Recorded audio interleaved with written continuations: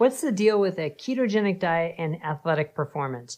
That's a hot topic that's actually kind of controversial because there's evidence on both sides of the story of whether it helps or hurts or even has no impact whatsoever. So let's get into this a little bit more because a new study may add a little clarity. I'm Dr. Brett Scher, the medical director at DietDoctor.com, and I recently wrote a post that we have at DietDoctor.com about an article that shows that in 10-kilometer and 20-kilometer race walkers, after 3.5 weeks of a keto diet, performance actually goes down, which is interesting, right? If you're an athlete who's competing in an endurance event like that, you want to know that. But that goes against sort of, I guess you could say, anecdotal experience of people like Zach Bitter, who's just smashing world records while following a ketogenic diet. Although his are, 100-mile races, so a much different event than that 10 or 20-kilometer event. And reports of someone like Chris Froome, who won a couple Tour de France's reportedly while following a ketogenic diet. So what's the deal? I mean, is it truly helpful or harmful? And the more important question is, though, does it matter? Because I think for most of us watching this video, going on Diet Doctor, most of us considering a low-carb or ketogenic diet, we're not competitive athletes. So whether our performance changes by 2%, 4%, does it really make a difference? And that's sort of the bigger question. But from a science standpoint, and if you are a competitive athlete, this study was really interesting. So Louise Burke from Australia is a researcher who a couple of years ago published a study looking at race walkers and the impact of selecting people for a sort of regular high carbohydrate diet or ketogenic diet.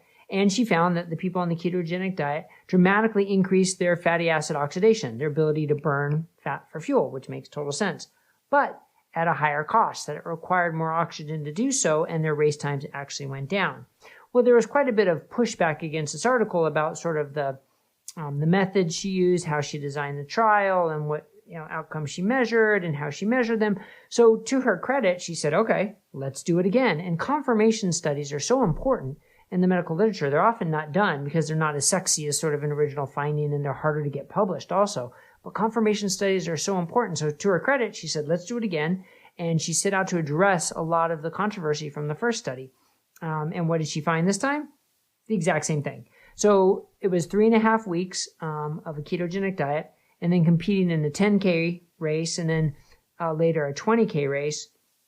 And she found that times decreased by about 2.5% on the keto diet, and those who were following the high carb diet, following the same training program, improved their performance by about 4.5%. So it was a pretty big difference.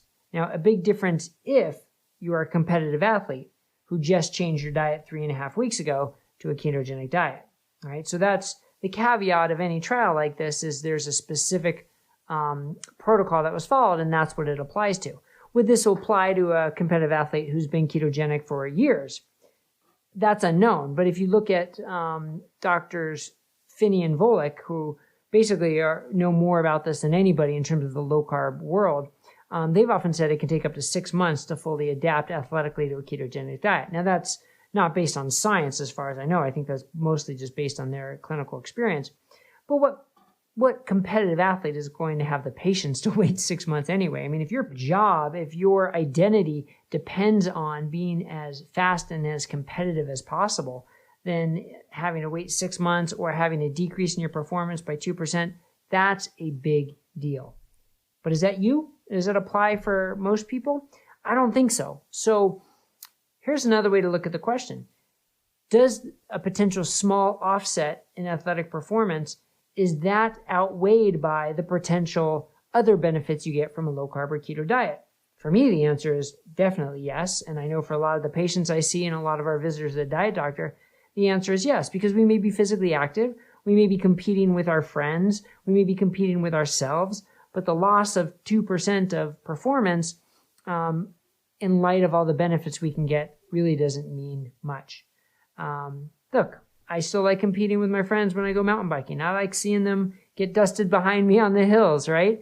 And I can still do that low carb or keto. Maybe I could do even better if I was eating carbs, but to me, that's not important. And so I guess we have to all ask ourselves that same question. What's more important? So I like to look at this as, for this subset of people, if you are an endurance race walker or an endurance athlete about the same distance of the 10 or 20K race walk, then maybe it's not a good idea to switch to a ketogenic diet thinking it's going to improve your performance. This study says it isn't, but let's see if that applies to you first before reacting to it.